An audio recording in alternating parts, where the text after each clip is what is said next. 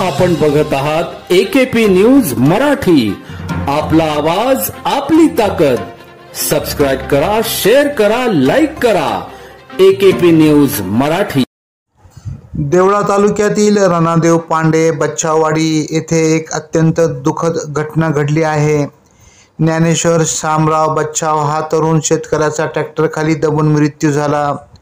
ज्ञानेश्वर बच्चाव हे शेतात नांगरणीचे काम करून ट्रॅक्टरने घरी परत येत असताना नाल्याच्या बाजूने असलेल्या अरुंद रस्त्यावर अंदाज चुकल्यामुळे ट्रॅक्टर नाल्यात उलटला। या भीषण अपघातात ज्ञानेश्वर ट्रॅक्टर खाली दबले गेले व त्यांचा घटनास्थळी मृत्यू झाला। या घटनेची माहिती मिळताच देवळा पोलीस ठाण्याचे कर्मचारी घटनास्थळी दाखल झाले व त्यांनी पंचनामा करून पुढील तपास सुरू केला।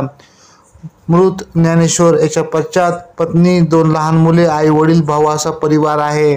या दुर्घटनेमुळे गावात एकच शोककळा पसरली असून स्थानिक ग्रामस्थांनी या अरुंद रस्त्याच्या कामाची तात्काळ मागणी केली आहे। अशा अपघातांना आळा बसावा यासाठी प्रशासनाने तातडीने लक्ष द्यावे अशी मागणी करण्यात येत आहे। एकेपी न्यूज साठी ब्युरो चीफ अनवर खान पठाण, नाशिक।